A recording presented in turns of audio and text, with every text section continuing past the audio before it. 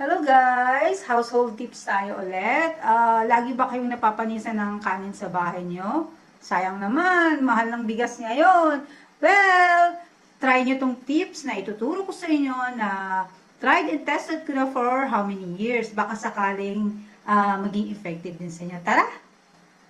Sa isang cup po ng kanin, guys, doon po sa huling sabaw ninyo, dagdagan nyo po siya ng isang kutsaritang white vinegar. So, ito po yung ginagamit ko na measuring cup, no?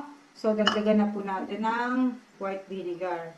Hindi po kayong mag-alala kasi ito pong suka, hindi po lumalasa po ito sa kanin. Napre-preserve po niya yung kanin ninyo, no? Kahit mainit, tumatagal po talaga yung kanin.